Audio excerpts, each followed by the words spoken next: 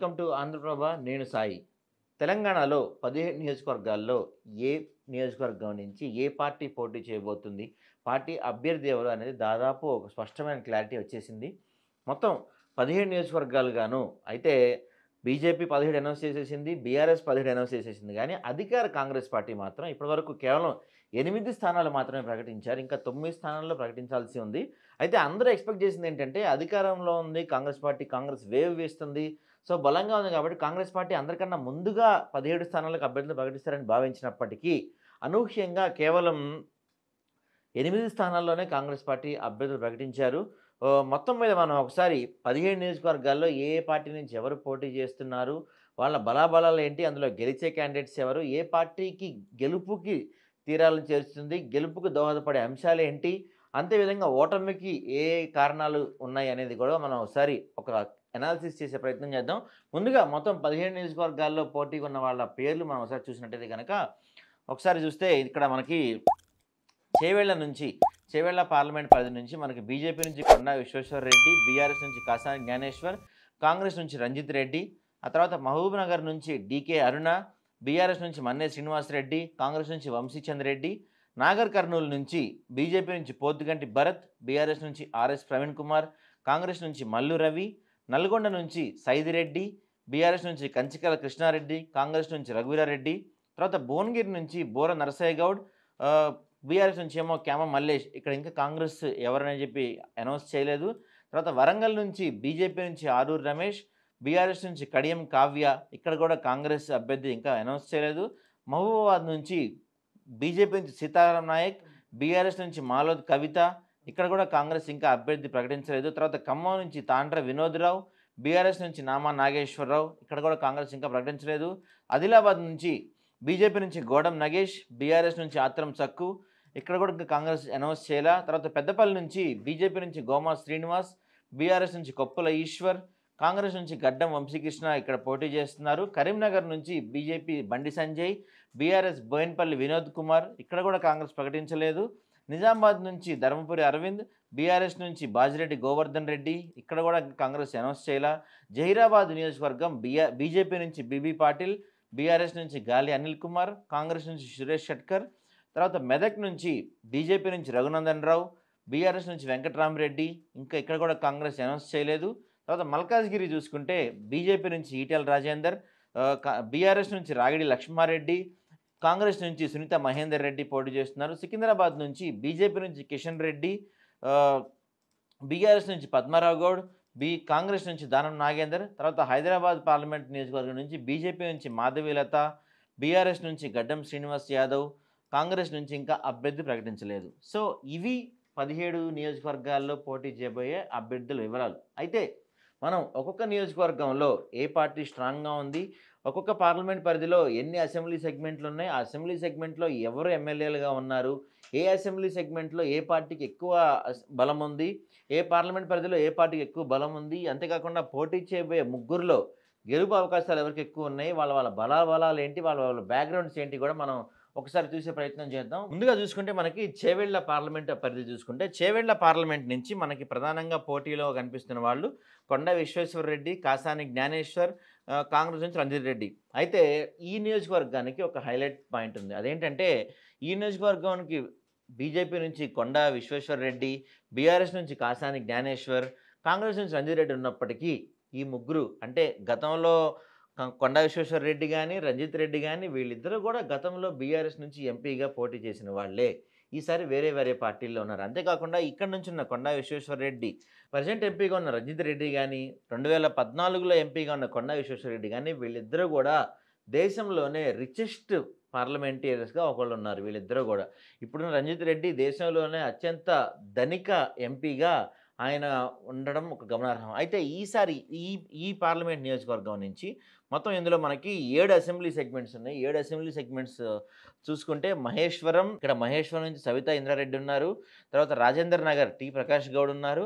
శేర్లింగంపల్లి చూసుకుంటే అరకిపూడి గాంధీ, చేవెళ్ళ నుంచి కాళే యాదయ్య, పరిగి నుంచి రామ్మోహన్ రెడ్డి, వికారాబాద్ నుంచి గడ్డం ప్రసాద్, తాండూరు నుంచి బుయ్యని మనోహర్ రెడ్డి. అంటే ఇక్కడ మొత్తం 7 పార్లమెంట్ నియోజకవర్గాల్లో 4 బీఆర్ఎస్ గెలుచుకుంది, 3 కాంగ్రెస్ గెలుచుకుంది. ఇక్కడ ఒక రకంగా చూసుకున్నట్టయితే 4 స్థానాల్లో ఉన్న బీఆర్ఎస్ కొంచెం ఇక్కడ స్ట్రాంగ్‌గా ఉన్నట్టు చెప్పొచ్చు.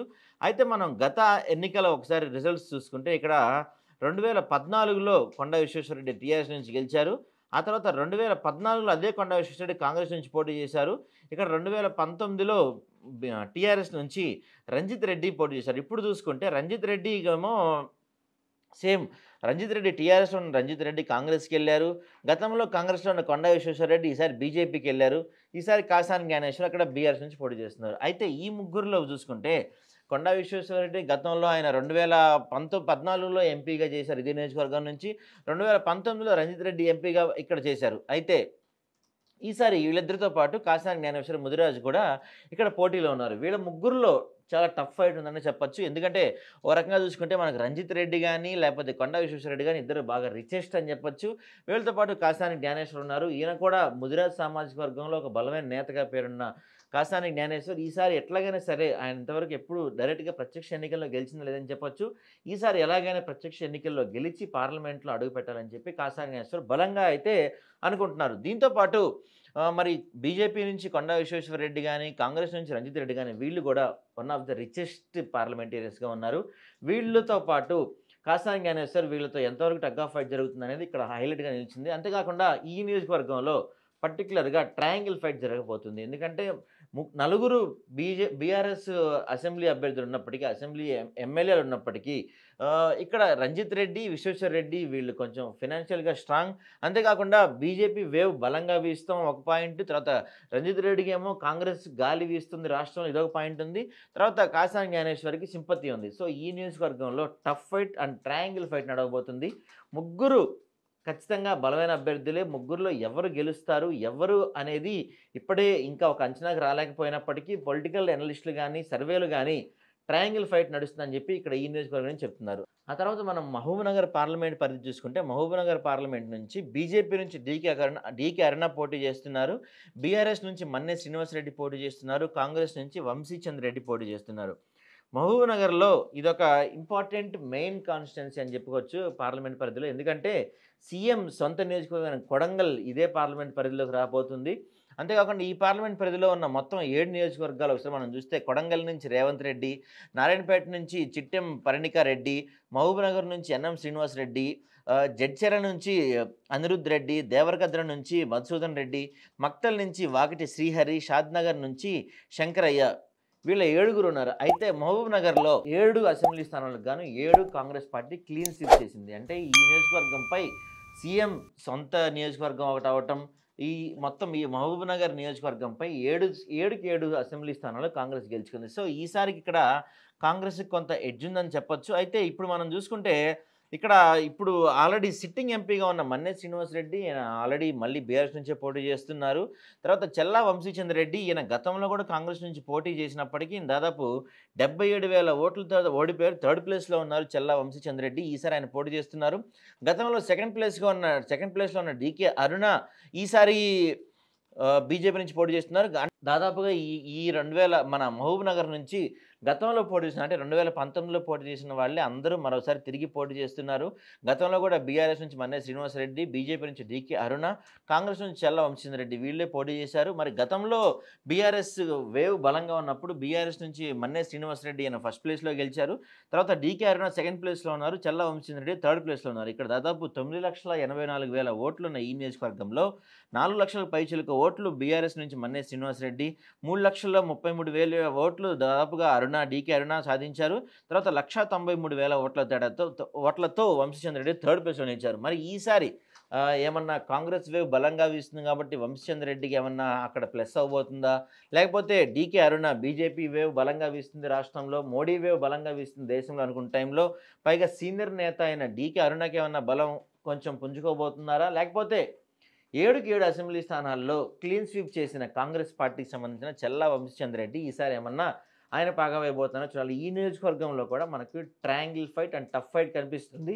ఎవరు గెలుస్తారు, గెలుపు తీరాలకు ఎవరు వెళ్తారు అనేది మాత్రం ఇక్కడ స్పష్టంగా మనం చెప్పలేకపోతున్నాం. ఆ తర్వాత మనకి 3 నియోజకవర్గం నాగర్ కర్నూల్. నాగర్ కర్నూలు నుంచి బీజేపీ నుంచి పోతుగంటి భరత్ ఉన్నారు. బీఆర్ఎస్ నుంచి ఆర్ఎస్ ప్రవీణ్ కుమార్, కాంగ్రెస్ నుంచి మల్లు రవి ఉన్నారు. పోతుగంటి భరత్ గతంలో ఇప్పుడు సిట్టింగ్ ఎంపీగా ఉన్న మన పోతుగంటి రాములు కుమారుడే ఈ పోతుగంటి భరత్ సిట్టింగ్ ఎంపీగా ఉన్నారు రాములు. ఆయన అంతకుముందు బీఆర్ఎస్ సిట్టింగ్ ఎంపీగా ఉన్న రాములు ఈసారి బీజేపీకి షిఫ్ట్ అయ్యారు. వాళ్ళ అబ్బాయికి టికెట్ సాధించిన అక్కడ భరత్‌కి. అయితే ఈ నియోజకవర్గం మాత్రం చూసుకుంటే, ఈ నియోజకవర్గంలో మనకి ముఖ్యంగా మొత్తం 7 అసెంబ్లీ స్థానాలున్నాయి. ఇందులో వనపర్తి నుంచి మేఘారెడ్డి ఉన్నారు. తర్వాత గద్వాల్ నుంచి బండ్ల కృష్ణమోహన్ రెడ్డి బీఆర్ఎస్ నుంచి ఉన్నారు. అలంపూర్ నుంచి విజయుడు బీఆర్ఎస్ నుంచి ఉన్నారు. నాగర్ కర్నూలు నుంచి ఇక్కడ రాజేష్ రెడ్డి ఈయన కూడా కాంగ్రెస్ నుంచి, అచ్చంపేట నుంచి వంశకృష్ణారావు కాంగ్రెస్ నుంచి, కల్వకుర్తి నుంచి నారాయణ రెడ్డి కాంగ్రెస్, కొల్లాపూర్ నుంచి జూపల్లి కృష్ణారావు కాంగ్రెస్. ఈ 7 నియోజకవర్గాల్లో 4 నియోజకవర్గాల్లో వీళ్ళ పైచేయి సాధించారు. 4 నియోజకవర్గాల్లో ఇక్కడ 4 కాదు 5 నియోజకవర్గాల్లో ఇక్కడ కాంగ్రెస్ ఉంది. సో 2 నియోజకవర్గాల్లో ఇక్కడ బీఆర్ఎస్ గెలిచారు. ఇక్కడ తర్వాత ఇప్పుడు మనం పార్లమెంట్ పరిధి చూసుకుంటే గనక ఈసారి ఇక్కడ కాంగ్రెస్ నుంచి మల్లు రవి, బీఆర్ఎస్ నుంచి ఆర్ఎస్ ప్రవీణ్ కుమార్, బీజేపీ నుంచి పి భరత్ పోటీ చేస్తున్నారు. గతంలో కూడా మల్లు రవి సెకండ్ ప్లేస్‌లో ఉన్నప్పటికీ మల్లు రవి దాదాపు 1,89,748 ఓట్ల తేడాతో ఓడిపోయాడు మల్లు రవి. మరి ఈసారి ఇక్కడ ఒక టఫ్ అండ్ ఇంట్రెస్టింగ్ ఫైట్ నడవబోతుంది. పోతుగంటి భరత్ ఈయన బీజేపీ నుంచి పోటీ చేస్తున్నారు. ఫస్ట్ టైం ఎంపీ ఎలక్షన్స్‌లో ఫస్ట్ టైం పోటీ చేయబోతున్నారు పోతుగంటి భరత్. అంతేకాకుండా ఇక్కడ మనం బీఆర్ఎస్ నుంచి ఆర్ఎస్ ప్రవీణ్ కుమార్, కాంగ్రెస్ నుంచి మల్లు రవి ఉన్నారు. ఆర్ఎస్ ప్రవీణ్ కుమార్ బీఎస్పీ అధ్యక్షుడిగా రాష్ట్ర అధ్యక్షుడిగా ఉన్న ఆర్ఎస్ ప్రవీణ్ కుమార్ బీఎస్పీకి రిజైన్ చేసి ఇప్పుడు ఆయన బీఆర్ఎస్‌లో జాయిన్ అయ్యారు. ఆయనతో పాటు మల్లు రవి గతంలో కాంగ్రెస్ పార్టీ నుంచి పోటీ చేసినప్పటికీ ఇప్పుడు ముగ్గురు మధ్య టఫ్ ఫైట్ ఉంటుందన్న కన్నా దాదాపుగా మనకి ఇక్కడ ట్రయాంగిల్ ఫైట్ పెద్దగా కనిపించట్లేదు. ఇక్కడ ప్రధాన ప్రత్యర్థి ఆర్ఎస్ ప్రవీణ్ కుమార్, మల్లు రవి మధ్య ప్రధాన పోటీ నెలకొన్నట్టు మనకు కనపడుతుంది. అయితే గతంలో మన సిరిపూర్ కాగజ్ నుంచి పోటీ చేసిన ఆర్ఎస్ ప్రవీణ్ కుమార్ అక్కడ ఆయన ఓడిపోయారు.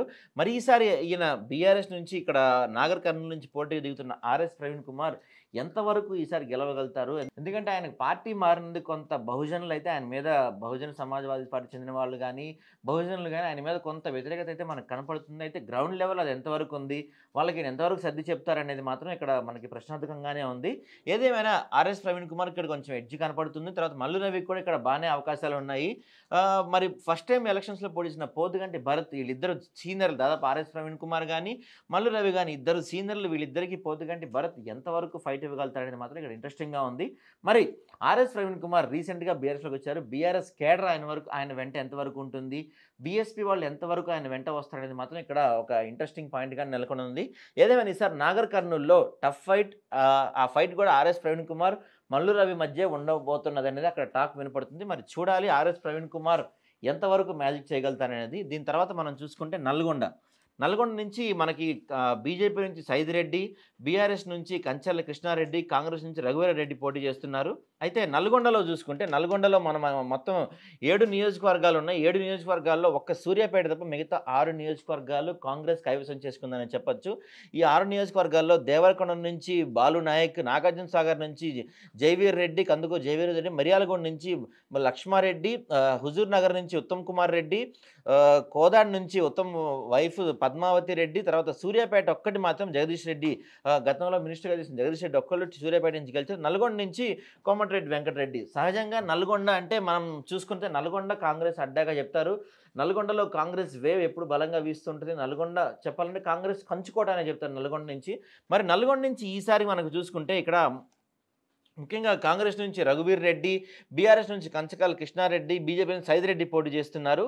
వీళ్ళ ముగ్గురు కూడా దాదాపుగా ఫస్ట్ టైం పోటీ చేస్తున్నారని చెప్పుకోవచ్చు పార్లమెంట్‌కి. ఎందుకంటే గతంలో ఇక్కడ మనకి చూసుకుంటే 2019లో ఉత్తమ్ కుమార్ రెడ్డి ఇక్కడ ఎంపీగా ఉన్నారు. ఉత్తమ్ కుమార్ రెడ్డికి ముందు 2014లో ఇక్కడ కాంగ్రెస్ నుంచి గుత్తా సుఖేందర్ రెడ్డి, 2009లో కూడా గుత్తా సుఖేందర్ రెడ్డే ఉన్నారు.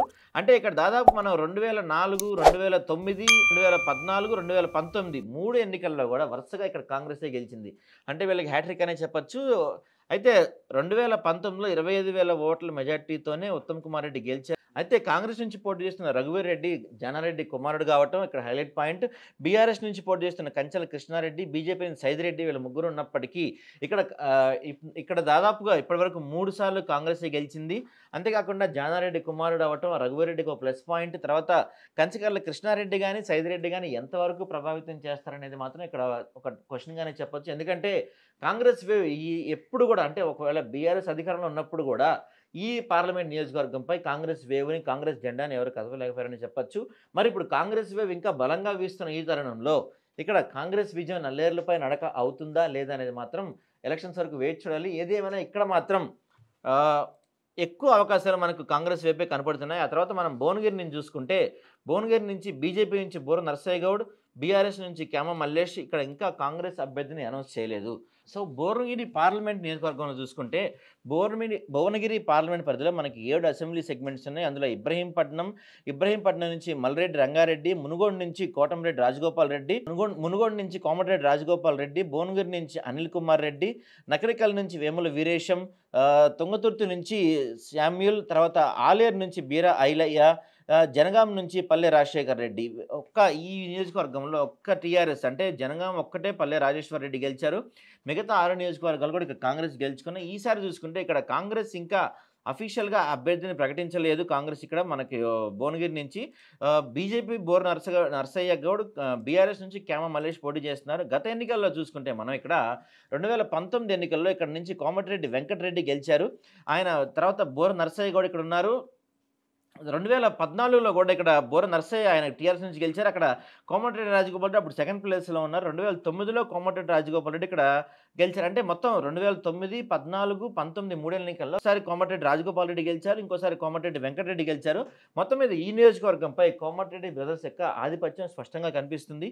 సో, గతంలో బీఆర్ఎస్ నుంచి పోటీ చేసిన బోర నర్సయ్య గౌడ్ ఈసారి ఆయన బీజేపీ నుంచి పోటీ చేయబోతున్నారు. గతంలో టీఆర్ఎస్ నుంచి పోటీ చేసి దాదాపు దగ్గర అంటే కోమటిరెడ్డి వెంకటరెడ్డి మీద దాదాపుగా 5,119 ఓట్ల చాలా తక్కువ మార్జిన్‌లో ఓడిపోయారు బోర నర్సయ్య గౌడ్. ఈసారి ఆయన బీజేపీ నుంచి పోటీ చేయబోతున్నారు. మరి ఈసారి బీజేపీ నుంచి ఆయన పోటీ ఎలా ఉండబోతుందో చూడాలి. బీఆర్ఎస్ నుంచి ఇక్కడ క్యామ మల్లేష్ పోటీ చేస్తున్నారు. బీఆర్ఎస్‌ని ప్రకటించిన క్యామ మల్లేష్ ఈసారి ఆయన గతంలో 2014లో ఇబ్రహీంపట్నం నుంచి పోటీ చేసి ఓడిపోయిన తర్వాత ఆయన 2018లో బీఆర్ఎస్ చేరారు. అప్పటి నుంచి క్రమశిక్షణ గల కార్యకర్తగా బీఆర్ఎస్‌లో ఉంటూ వస్తున్న క్యామ మల్లేష్‌కు ఈసారి కేసీఆర్ ఎంపీ అభ్యర్థిగా ప్రకటించారు. ఇక్కడ ఇంకా కాంగ్రెస్ నుంచి ఫైనల్ అవ్వలేదు. అయితే బోర నర్సయ్య గౌడ్, క్యామ మల్లేష్ మధ్య టఫ్ ఫైట్ ఉన్నప్పటికీ కాంగ్రెస్ అభ్యర్థి ఎవరు అనే ఒక క్లారిటీ వచ్చిన తర్వాత ఈ నియోజకవర్గంలో ట్రయాంగిల్ ఫైట్ ఉంటుందా లేదా అనేది మనకు క్లారిటీ రానుంది. వరంగల్ నుంచి ఆరూరు రమేష్, బీఆర్ఎస్ నుంచి కడియం కావ్య. ఇక్కడ కూడా మనకి ఇంకా కాంగ్రెస్ క్యాండిడేట్ ఎవరు అనేది అనౌన్స్ చేయలేదు. సో, వరంగల్లో ఒకసారి మనం చూస్తే వరంగల్ బీజేపీ నుంచి ఆరూరు రమేష్, తర్వాత బీఆర్ఎస్ నుంచి కడియం కావ్య పోటీ చేస్తున్నారు. అయితే వరంగల్‌లో దాదాపు 7 అసెంబ్లీ స్థానాల్లో 6 కాంగ్రెస్ కైవసం చేసుకుంది. ఇక్కడ స్టేషన్ గన్పూర్ నుంచి కడియం శ్రీహరి ఒక్కళ్ళే గెలిచారు. తర్వాత పాలకూరు నుంచి యశస్విని రెడ్డి, పరకాల నుంచి రావురి ప్రకాష్ రెడ్డి, వరంగల్ వెస్ట్ నుంచి నళిని రాజేందర్ రెడ్డి, వరంగల్ ఈస్ట్ నుంచి కొండా సురేఖ, వర్ధన్నపేట నుంచి కేఆర్ నాగరాజు, భూపాలపల్లి నుంచి గంట్ర సత్యనారాయణ. 7 అసెంబ్లీ స్థానాలకు గాను 6 కాంగ్రెస్ పార్టీ ఇక్కడ కైవసం చేసుకుంది. ఈసారి కనుక చూసుకుంటే మనం ఇక్కడ 2019లో పస్నూరు దయాకర్ ఎంపీగా గెలిచారు. 2018లో కూడా పస్నూరు దయాకర్ ఎంపీగానే గెలిచారు. 2014లో కడియం శ్రీహరి గెలిచారు. ఈసారి గనక మనం చూసుకుంటే ఇక్కడ మహబూబ్‌నగర్ నుంచి బీజేపీ నుంచి సీతారాం నాయక్, బీఆర్ఎస్ నుంచి వరంగల్ నుంచి బీజేపీ నుంచి ఆరూరు రమేష్, బీఆర్ఎస్ నుంచి కడియం కావ్య ఉన్నారు. అయితే వీళ్ళిద్దరూ కూడా ఇప్పుడు కొంచెం కొత్తోళ్ళనే చెప్పొచ్చు మనం ఇక్కడ ఈ పార్లమెంట్ పరిధిలో. ఎందుకంటే బీజేపీలో గతంలో చింతా సాంబూర్తి తర్వాత కాంగ్రెస్ నుంచి దొమ్మట్టి సాంబయ్య పోటీ చేశారు. ఇక్కడ ఇంకా కాంగ్రెస్ పార్టీ ఎవరు అనేది అనౌన్స్ చేయలేదు. తర్వాత మనం మహబూబాబాద్ చూసుకుంటే బీజేపీ నుంచి సీతారాం నాయక్, బీఆర్ఎస్ నుంచి మాలోత్ కవిత ఉన్నారు. ఇక్కడ కూడా కాంగ్రెస్ ఎవరు అనేది ఇంకా అనౌన్స్ చేయలేదు. ఆ తర్వాత ఖమ్మం నుంచి తాండ్ర వినోద్‌రావు, బీఆర్ఎస్ నుంచి నామా నాగేశ్వరరావు పోటీ చేస్తున్నారు. నామా నాగేశ్వరరావు బీఆర్ఎస్ నుంచి, తర్వాత తాండ్ర వినోద్‌రావు బీజేపీ నుంచి పోటీ చేస్తున్నారు. ఇక్కడ కూడా కాంగ్రెస్ ఎవరు అనేది ఇంకా అనౌన్స్ చేయలేదు. ఆదిలాబాద్ నుంచి బీజేపీ నుంచి గోడం నగేష్, బీఆర్ఎస్ నుంచి ఆత్రం సక్కు పోటీ చేస్తున్నారు. ఇక్కడ కూడా కాంగ్రెస్ అభ్యర్థి ప్రకటించలేదు. ఇక తర్వాత పెద్దపల్లి చూసుకుంటే బీజేపీ నుంచి గోమాస శ్రీనివాస్, బీఆర్ఎస్ నుంచి కొప్పుల ఈశ్వర్, కాంగ్రెస్ నుంచి గడ్డం వంశీకృష్ణ పోటీ చేస్తున్నారు. పెద్దపల్లి పార్లమెంట్ పరిధిలో 7 అసెంబ్లీ స్థానాలు ఉన్నాయి. 7 అసెంబ్లీ స్థానాలకు 7 ఇక్కడ కాంగ్రెస్ గెలుచుకుంది. మనకి పెద్దపల్లి చెన్నూరు నుంచి జి వివేక్, బెల్లంపల్లి నుంచి గడ్డం వినోద్ కుమార్, తర్వాత మంచిర్యాల నుంచి ప్రేమ్ సాగర్ రావు, ధర్మపురి నుంచి లక్ష్మణ్ రావు, రామగుండం నుంచి మకన్ సింగ్ ఠాగూర్, తర్వాత మంతన్ నుంచి డి శ్రీధర్ బాబు, పెద్దపల్లి నుంచి విజయరామారావు గెలిచారు. అంటే ఇక్కడ మొత్తం దాదాపు అంటే మన పెద్దపల్లి నియోజకవర్గం మీద కూడా కాంగ్రెస్ ఆధిపత్యమే మనకు కనపడుతుంది. అయితే పెద్దపల్లిలో గతంలో చూసుకుంటే ఇక్కడ 2019లో బీఆర్ఎస్ గెలిచింది. 2014లో బీఆర్ఎస్ గెలిచింది. 2009లో చివరిసారిగా ఇక్కడ కాంగ్రెస్ గెలిచింది. అయితే 2014లో బాల్కా సుమన్ గెలిచారు ఇక్కడ. తర్వాత 2019లో ఆహ్, న వెంకటేష్ నేత గెలిచారు. ఈసారి చూసుకుంటే ఇక్కడ మనకి పెద్దపల్లి నుంచి గోమాస శ్రీనివాస్, కొప్పుల ఈశ్వర్, గడ్డం వంశీ కాంగ్రెస్ నుంచి పోటీ చేస్తున్నారు. వీళ్ళ ముగ్గురు కూడా ఇప్పుడు ఇక్కడ మొదటిసారి పోటీ చేస్తున్నారని చెప్పొచ్చు. గతంలో బీఆర్ఎస్ నుంచి ఇక్కడ వెంకటేష్ నేత పోటీ చేసిన ఆయన దాదాపు 95,180 ఓట్ల తేడాతో గెలిచారు. మరి ఈసారి ఇక్కడ ట్రయాంగిల్ ఫైట్ ఉండబోతుంది. కొప్పుల ఈశ్వర్‌కి, గడ్డం వంశీకృష్ణకి, గోమా శ్రీనివాస్‌కి ముగ్గురికి టఫ్ ఫైట్ ఉండబోతుంది. ముగ్గురు కూడా దాదాపుగా నెక్ టు నెక్ పోటీ చేయగలిగే వ్యక్తులే. ముగ్గురు 3 పార్టీలు అక్కడ బలంగా ఉన్నప్పటికీ, అంటే పార్లమెంట్ పరిధిలో అసెంబ్లీ స్థానాలు చూసుకుంటే మాత్రం కాంగ్రెస్ బలంగా ఉన్నప్పటికీ, అసెంబ్లీ స్థానాలు, పార్లమెంట్ స్థానాలు వేరుగా ఉంటాయి కాబట్టి, అంటే అసెంబ్లీ ఎన్నికల్లో వచ్చే జనం 3, తర్వాత పార్లమెంట్ ఎన్నికల్లో కేంద్రాన్ని బట్టి ఓటు వేస్తారు కాబట్టి, 2 మనం కంపేర్ చేయలేనప్పటికీ కూడా మొత్తం 7 నియోజకవర్గాలకు 7 క్లీన్ స్వీప్ చేసిన కాంగ్రెస్ పార్టీకి ఇక్కడ కాంగ్రెస్ గడ్డం వంశీకృష్ణ పోటీ చేస్తున్నారు. మరి ఈ వేవ్ అంటే ఒక 7 ఎమ్మెల్యేల సపోర్ట్ దీనికి ఎంతవరకు కలిసొస్తుందనేది చూడాలి. ఆ తర్వాత మనం చూసుకుంటే కరీంనగర్ నుంచి బండి సంజయ్, తర్వాత బీఆర్ఎస్ నుంచి బోయినపల్లి వినోద్ పోటీ చేస్తున్నారు. ఇక్కడ కూడా కాంగ్రెస్ అభ్యర్థి ఎవరైనా ప్రకటించలేదు. కరీంనగర్ నుంచి బండి సంజయ్ సిట్టింగ్ ఎంపీగా ఉన్నారు ఆయన. మరి ఈసారి కూడా ఆయన ఎంతవరకు ప్రభావితం చేయగలుగుతారనేది మనకు కాంగ్రెస్ పార్టీ అభ్యర్థి అనౌన్స్ చేసిన తర్వాత తెలుస్తది. ఆ తర్వాత నిజామాబాద్ నుంచి ధర్మపురి అరవింద్, బీఆర్ఎస్ నుంచి బాజిరెడ్డి గోవర్ధన్ పోటీ చేస్తున్నారు. ఇక్కడి నుంచి కూడా మనకు కాంగ్రెస్ అభ్యర్థిని అనౌన్స్ చేయలేదు. అయితే నిజామాబాద్‌లో ధర్మపురి అరవింద్ సిట్టింగ్ ఎంపీగా ఉన్నారు. మరి ఈసారి కాంగ్రెస్ పార్టీ అభ్యర్థి ఎవరు అని ప్రకటించిన తర్వాతే నిజామాబాద్ గెలుపోవటంలు ఎలా ఉండబోతున్నాయని తెలియనుంది. తర్వాత మనం చూసుకుంటే జహీరాబాద్ నుంచి బీజేపీ నుంచి బీబీ పాటిల్, బీఆర్ఎస్ నుంచి గాలి అనిల్ కుమార్, కాంగ్రెస్ నుంచి సురేష్ షెట్కర్ పోటీ చేస్తున్నారు. జహీరాబాదు 7 అసెంబ్లీ స్థానాలకు గాను మనకి 2 బీఆర్ఎస్ గెలుచుకుంది, 4 కాంగ్రెస్ గెలుచుకుంది, 1 బీజేపీ గెలుచుకుంది. ఇక్కడ కామారెడ్డి నుంచి కేవీ రమణారెడ్డి గెలిచారు. ఇక్కడ చూసుకున్నట్టయితే గతంలో టీఆర్ఎస్ ఎంపీగా ఉన్న బీబీ పాటిల్ ఈసారి బీజేపీలో జాయిన్ అయ్యారు. గతంలో 2019 ఎన్నికల్లో కేవలం దాదాపుగా 6,229 తక్కువ మార్జిన్ ఓట్లతో బీబీ పాటిల్ ఇక్కడి నుంచి గెలిచారు. ఆయన ఈసారి బీజేపీ నుంచి పోటీ చేయబోతున్నారు. అంతేకాకుండా సురేష్ షెట్కర్ ఇక్కడ కాంగ్రెస్ నుంచి పోటీ చేయబోతున్నారు. దీనికి ముందు కూడా 2014 ఎన్నికల్లో కూడా ఇక్కడ సురేష్ షెట్కర్ పోటీ చేసినప్పటికీ ఆయన అప్పుడు దాదాపు 1,44,000 ఓట్ల తేడాతో ఓడిపోయారు.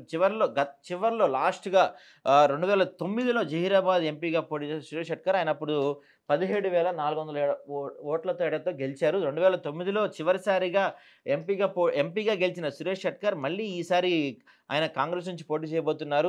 కాంగ్రెస్‌లో సీనియర్ నేతగా ఉన్న సురేష్ షెట్కర్ ఈసారి మరి కాంగ్రెస్ నుంచి పోటీ చేయబోతున్నారు. మరి బీఆర్ఎస్ నుంచి చూసుకుంటే మనకి ఇక్కడ గాలి అనిల్ కుమార్ పోటీ చేస్తున్నారు. సో ఇక్కడ కూడా ట్రయాంగిల్ ఫైట్ కనపడుతుంది మనకి. సిట్టింగ్ ఎంపీగా ఉన్న బీబీ పాటిల్ ఇప్పుడు బీజేపీలో జాయిన్ అయ్యారు. గాలి అనిల్ కుమార్ ఉన్నారు. గతంలో 2009లో ఎంపీగా పనిచేసిన సురేష్ షెట్కర్ కూడా ఇప్పుడు ఇక్కడ పోటీలో ఉన్నారు. సో ఈ నియోజకవర్గంలో మనకి ఖచ్చితంగా టఫ్ ఫైట్ కనిపిస్తుందని చెప్పొచ్చు. దీని తర్వాత మెదక్ చూసుకుంటే మెదక్ నుంచి రఘునందన్ రావు బీజేపీ నుంచి పోటీ చేస్తున్నారు. వెంకట్రామిరెడ్డి బీఆర్ఎస్ నుంచి పోటీ చేస్తున్నారు. ఇక్కడ కాంగ్రెస్ అభ్యర్థి ఎవరు అనేది ఇంకా ఒక క్లారిటీ రాలేదు. అయితే రఘునందన్ రావు, వెంకట్రామిరెడ్డి కాంగ్రెస్ అభ్యర్థి ఎవరైనా వచ్చిన తర్వాత ఇక్కడ టఫ్ ఫైట్ ఉంటుందా, ట్రయాంగిల్ ఫైట్ ఉంటుందని మనం చెప్పగలుగుతాం. ఇక చూసుకుంటే సిటీ పరిధిలో వచ్చే పార్లమెంట్ నియోజకవర్గాల్లో దాదాపు సిటీ పరిధినే కాదు దేశంలోనే పార్లమెంట్ నియోజకవర్గాల్లో అతి పెద్ద పార్లమెంట్ నియోజకవర్గం ఒకటైన మల్కాజ్గిరి నుంచి మనకి ఈసారి బీజేపీ నుంచి ఈటెల రాజేంద్ర, బీఆర్ఎస్ నుంచి రాగిడి లక్ష్మారెడ్డి, కాంగ్రెస్ నుంచి సునీత మహేందర్ రెడ్డి పోటీ చేస్తున్నారు. అయితే ఈ మల్కాజ్గిరి పార్లమెంట్ కూడా మనకి చాలా ఇంపార్టెంట్ అనే చెప్పొచ్చు. ఎందుకంటే మల్కాజ్గిరి ఇప్పుడు సీఎం సొంత నియోజకవర్గం. సీఎం ఎంపీగా ఉన్న మల్కాజ్గిరి కాన్స్టిట్యున్సీ నుంచి ఇప్పుడు మరి మనకి కాంగ్రెస్ నుంచి పట్నం సునీత మహేందర్ రెడ్డి పోటీ చేస్తున్నారు. పట్నం సునీత మహేందర్ రెడ్డి వరుసగా 3 సార్లు జెడ్పీ చైర్పర్సన్గా గెలిచిన సునీత మహేందర్ రెడ్డి, తర్వాత బీఆర్ఎస్ నుంచి రాగిడి లక్ష్మారెడ్డి, బీజేపీ నుంచి ఈటెల రాజేంద్ర పోటీ చేస్తున్నారు. బీజేపీలో జాయిన్ అయిన గతంలో బీఆర్ఎస్లో ఉండే ఈటెల రాజేంద్ర బీజేపీలో జాయిన్ అయిన తర్వాత ఒక బై ఎలక్షన్లో గెలిచినప్పటికీ మొన్న జనరల్ ఎలక్షన్స్ 2024 ఎలక్షన్స్లో మాత్రం ఆయన ఓడిపోయారు. ఇప్పుడు మల్కాజ్గిరి టికెట్ దక్కించుకున్న ఈటెల రాజేంద్ర ఎంతవరకు గెలుస్తారని చూడాలి. ఇక్కడ అయితే పట్నం సునీత మహేందర్ రెడ్డిని ఒక రకంగా చెప్పాలంటే సీఎం రేవంత్ రెడ్డి చేసిన ఒక ప్రయోగం అనేది చెప్పొచ్చు. ఎందుకంటే ఒక పక్కన ఈటెల రాజేంద్ర కానీ లేకపోతే లక్ష్మారెడ్డి కానీ ఇద్దరు స్ట్రాంగ్ క్యాండిడేట్స్ ముందు సునీత లక్ష్మారెడ్డి ఎంతవరకు వాళ్ళకి పోటీ ఇవ్వగలుగుతారనేది చూడాలి. ఆ తర్వాత మల్కాజ్గిరిలో మనకి దాదాపు 7 అసెంబ్లీ నియోజకవర్గాల్లో 7 కూడా 7 కూడా ఇక్కడ మన బీఆర్ఎస్ క్లీన్ స్వీప్ చేసిన పరిస్థితి కనపడుతుంది. ఇక్కడ మేడ్చల్ నుంచి మల్లారెడ్డి, మల్కాజ్గిరి నుంచి మర్రి రాజశేఖర్ రెడ్డి, కుత్బుల్లాపూర్ నుంచి వివేకానంద గౌడ్, కూకట్పల్లి నుంచి మాధవరం కృష్ణారావు, ఉప్పల్ నుంచి బండారు లక్ష్మారెడ్డి, తర్వాత ఎల్బీ నగర్ నుంచి సుధీర్ రెడ్డి, సికింద్రాబాద్ కంటోన్మెంట్ కూడా లాసినందుతో చనిపోయినప్పటికీ ఇప్పుడు ఆ ప్లేస్ ఖాళీగా ఉంది. ఏదేమైనా 7 నియోజకవర్గాల్లో కూడా ఇక్కడ బీఆర్ఎస్ గెలుచుకుందని చెప్పొచ్చు. మరి ఈసారి ఎన్నికల్లో బీఆర్ఎస్ నుంచి మనకు రాగిడి లక్ష్మారెడ్డి పోటీ చేస్తున్నారు. అంతకుముందు సీఎం సొంత నియోజకవర్గం ఇది. 2019లో సీఎం దాదాపు ఇక్కడ 10,000 మెజార్టీతో గెలిచారు. ఆ టఫ్ ఫైట్‌లో ఎందుకంటే మర్రి రాజశేఖర్ రెడ్డి, తర్వాత బీజేపీ నుంచి ఉన్న రామచంద్రరావు, వీళ్ళతో ఒక రకంగా చెప్పాలంటే దాదాపు 38% ఓట్స్ తెచ్చుకున్న సీఎం దాదాపు 10,919 ఓట్లతో గెలిచారు మల్కాజ్గిరి నుంచి. అయితే ఈసారి మాత్రం ఇక్కడ గెలుపు ఎలా ఉండబోతుందనేది, ఎందుకంటే సీఎం మాత్రం ఆయన సొంత నియోజకవర్గం కావటం వల్ల ఆయన చాలా దీన్ని ప్రెస్టీజియస్‌గా తీసుకొని అక్కడ పని చేపిస్తున్నారు. అంతేకాకుండా అభ్యర్థులతో పాటు ఆయన కూడా డైరెక్ట్‌గా బరిలో దిగి ఇక్కడ తెర వెనుక చేయాల్సినవన్నీ చేస్తున్నారు. ఒక పక్కన చూసుకుంటే ఎట్టి పరిస్థితుల్లో అసెంబ్లీ ఎన్నికల్లో ఓడిపోయిన ఈటెల రాజేందర్‌కు ఈ ఎలక్షన్స్ డూ ఆర్ డై అనే చెప్పొచ్చు. ఎందుకంటే బీజేపీలో జాయిన్ అయిన తర్వాత జరిగిన మొదటి బై ఎలక్షన్స్‌లో గెలిచినప్పటికీ అసెంబ్లీ ఎలక్షన్స్‌లో ఓడిపోయిన ఈటెల రాజేందర్‌కు ఈ ఎలక్షన్స్‌లో గెలవకపోతే ఆయన రాజకీయ భవిష్యత్తే కాదు, బీజేపీలో ఆయన ఎంతవరకు ముందుకెళ్తారనేది కూడా ఒక ప్రశ్నార్థకంగానే ఉంటుంది. మరి సీఎం ఎంతో ప్రతిష్టాత్మకంగా తీసుకొని ఈ నియోజకవర్గంలో ట్రయాంగిల్ ఫైటే మనకు స్పష్టంగా కనపడుతుంది. మరి ఇది ఎంతవరకు ముందుకెళ్తుందని చూడాలి. ఆ తర్వాత మన హైదరాబాద్ సిటీలో మెయిన్‌గా సికింద్రాబాద్ చూసుకుంటే ఇక్కడ ఈసారి కిషన్ రెడ్డి సిట్టింగ్ ఎంపీగా ఉన్నారు. పద్మారావు గౌడ్, దానం నాగేందర్. ఇక్కడ సికింద్రాబాద్‌లో ఇంట్రెస్టింగ్ ఫైట్ జరుగుతుంది. పద్మారావు గౌడ్ ఆయన ఆల్రెడీ ఎమ్మెల్యే పద్మారావు గౌడ్. దానం నాగేందర్ ఈయన కూడా బీఆర్ఎస్ ఎమ్మెల్యే అనేది. బీఆర్ఎస్ నుంచి పార్టీ మారిన దానం నాగేందర్, బీఆర్ఎస్‌లో ఇప్పుడున్న పద్మారావు, ఆల్రెడీ సిట్టింగ్ ఎంపీగా ఉన్న కిషన్ రెడ్డి, ముగ్గురుతో ఈసారి సికింద్రాబాద్ పార్లమెంట్ అసెంబ్లీ మాత్రం 7 అసెంబ్లీ సెగ్మెంట్స్ ఉన్న సికింద్రాబాద్ పార్లమెంట్ నియోజకవర్గంలో 7 బీఆర్ఎస్ గెలుచుకున్న పరిస్థితులు మనకు కనపడుతున్నాయి. ముషీరాబాద్ నుంచి ముఠా గోపాల్, అంబర్పేట నుంచి కాలేరు వెంకటేశ్వరం, ఖైరతాబాద్ నుంచి దానం నాగేందర్, జూబ్లీహిల్స్ నుంచి మాగంటి గోపీనాథ్, తనతంగ నుంచి తలసాని శ్రీనివాస్, నాంపల్లి నుంచి మాత్రం ఎంఐఎం గెలిచారు. ఇక్కడ మొహమ్మద్ మాజీద్ ఎంఐఎం ఒక్కళ్ళు గెలిచారు. సికింద్రాబాద్ నుంచి పద్మారావు కూడా అక్కడ ఎమ్మెల్యేగా ఉన్నారు. సికింద్రాబాద్ ఎమ్మెల్యేగా ఉన్న పద్మారావు కూడా ఈసారి అక్కడ ఎంపీగా పోటీ చేయబోతున్నారు. అంతేకాకుండా దానం నాగేందర్, ఖైరతాబాద్ ఎమ్మెల్యేగా ఉన్న దానం నాగేంద్ర కాంగ్రెస్లో పార్టీలో జాయిన్ అయ్యారు. దానం నాగేందర్ కాంగ్రెస్ పార్టీ నుంచి ఎంపీగా పోటీ చేయబోతున్నారు. ఆల్రెడీ సిట్టింగ్గా ఉన్న కిషన్ రెడ్డి అక్కడ ఎంపీగా పోటీ చేయబోతున్నారు. అయితే సికింద్రాబాద్ పార్లమెంట్ పరిధిలో మనం ఒక ఇంట్రెస్టింగ్ ఫైట్ చూడొచ్చు. ఏంటంటే సికింద్రాబాద్ పార్లమెంట్లో దాదాపు గత 2 సార్ల నుంచి కూడా, అంటే మనకి 2014, 19 2 కూడా అక్కడ బీజేపీ గెలిచిన పరిస్థితి మనకు కనపడుతుంది. 2014లో బండారు దత్తాత్రేయ, ఇప్పుడు 2019లో కిషన్ రెడ్డి గెలిచారు. అయితే అంతకుముందు మాత్రం 2009లో అంజన్ కుమార్ యాదవ్ ఎంపీగా ఉన్నారు. ఆయన గత ఎన్నికల్లో 2014 ఎన్నికల్లో దాదాపు బీజేపీ అభ్యర్థి బండారు దత్తాత్రేయ చేతిలో దాదాపుగా 2,54,735 ఓట్ల తేడాతో ఓడిపోయారు. ఆ తర్వాత మనం 2019 ఎన్నికల్లో కిషన్ రెడ్డి 62,000 ఓట్లతో గెలిచారు. ఈసారి మాత్రం ఇక్కడ ఇంట్రెస్టింగ్ ఫైట్. ఎందుకంటే కిషన్ రెడ్డి సిట్టింగ్ ఎంపీగా బీజేపీ నుంచి ఉన్నారు. ఇప్పటికే 2 సార్లు సికింద్రాబాద్ పార్లమెంట్ పరిధిలో బీజేపీ గెలిచి ఉంది. హ్యాట్రిక్ కోసం బీజేపీ ప్రయత్నిస్తుంది. కిషన్ రెడ్డికి కూడా ఇది సెకండ్ గెలుపు అవుతుంది ఒకవేళ అక్కడి నుంచి గెలిస్తే. అయితే ఖైరతాబాద్ ఎమ్మెల్యేగా ఉన్న దానం నాగేందర్ పార్టీ మారి ఆయన ఇప్పుడు కాంగ్రెస్ నుంచి ఎంపీగా పోటీ చేస్తున్నారు. ఆల్రెడీ సికింద్రాబాద్ ఎమ్మెల్యే బీఆర్ఎస్ ఎమ్మెల్యేగా ఉన్న పద్మారావు ఇప్పుడు ఆయన ఎంపీగా పోటీ చేస్తున్నారు. అంటే ఇద్దరు ఒక పార్టీ వాళ్ళే వేరే వేరే పార్టీల్లోకి వెళ్ళి ఎంపీ అభ్యర్థులుగా పోటీ చేయడం ఇక్కడ ఈ నియోజకవర్గానికి హైలైట్ అనేది చెప్పొచ్చు. ఇక్కడ టఫ్ ఫైట్, ట్రయాంగిల్ ఫైట్ మనకి స్పష్టంగా కనపడుతుంది. సిట్టింగ్ ఎంపీగా ఉన్న కిషన్ రెడ్డి, ఆల్రెడీ సికింద్రాబాద్ ఎమ్మెల్యేగా ఉన్న టీ పద్మారావు, ఆయనకి చెప్పాలంటే మాస్ ఫాలోయింగ్ బాగా ఉన్న మాస్ లీడర్గా పద్మారావు అని చెప్తూ ఉంటారు. పద్మారావు గౌడ్లో ఆయన గౌడ్ సమాజ వర్గంతో పాటు సికింద్రాబాద్ నియోజకవర్గంలో ఆయనకు మంచి పట్టు ఉంది. ఆ తర్వాత దానం నాగేందర్, మరి దానం నాగేందర్ ఖైరతాబాద్ ఎమ్మెల్యేగా ఉన్న దానం నాగేందర్ ఎంతవరకు టఫ్ ఫైట్ వెళ్తారని చూడాలి. ఏదేమైనా ఇక్కడ మాత్రం సికింద్రాబాద్లో మనకు ట్రయాంగిల్ ఫైట్ స్పష్టంగా కనిపిస్తుంది. ఇక చూసుకుంటే మనకు హైదరాబాద్ పార్లమెంట్ నియోజకవర్గంలో 1984 నుంచి ఇప్పటి వరకు ఏ పార్టీ అక్కడ గెలవలేదు. దాదాపు అక్కడ ఎంఐఎం గెలుస్తూనే వచ్చింది. ఇప్పటి వరకు ఎంఐఎం ఇది కంచుకోట అని చెప్పొచ్చు. గత ఎన్నికల్లో ఇక్కడ ఎంఐఎంకు దాదాపు 50% పైన, అంటే 60% ఓట్స్ పోలేని అసదుద్దీన్ ఓవైసీకి ఆయన ఇక్కడ 2,82,000 ఓట్లతో గెలిచారు ఆయన. అంతకుముందు 2014లో కూడా అసదుద్దీన్ గెలిచారు. అప్పుడు కూడా ఆయనకి దాదాపు 2 లక్షల మెజార్టీ వచ్చింది.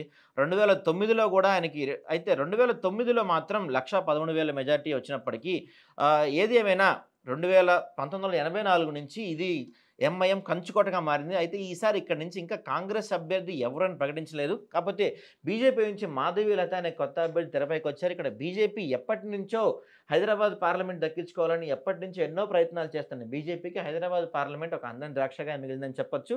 గతంలో దాదాపు మాజీ రాష్ట్రపతి అయిన వెంకయ్య నాయుడు కూడా ఇక్కడి నుంచి పోటీ చేసిన పరిస్థితులు మనకున్నాయి. ఆయన కూడా 60,000 ఓట్ల తేడాతో అప్పుడు ఓడిపోయారు. అప్పటి నుంచి కూడా ఎట్టి పరిస్థితుల్లో ఈ నియోజకవర్గాన్ని కైవసం చేసుకోవాలని బీజేపీ చేయని ప్రయత్నం లేదని చెప్పొచ్చు. ఈసారి మాధవీలత కొంపల్లి విరంచి హాస్పిటల్ చైర్మన్‌గా ఉన్న మాధవీలతని ఈసారి ఇక్కడ పోటీకి దింపారు. మరి ఆమె ఎంతవరకు అసద్‌కి పోటీ ఇవ్వగలుగుతారు? ఎంతవరకు అసద్ పైన ఎగ్గుకు రాగలుగుతారని మనం చూడాలి. అయితే ఇక్కడ మాత్రం ఏ అభ్యర్థి చూసుకున్నా మనకి ఆయన ఇంతవరకు ఇక్కడ ఏ పార్టీ కూడా కనీసం దగ్గర దాకా కూడా టఫ్ ఫైట్ కూడా ఇవ్వలేకపోయింది ఎంఐఎంకు.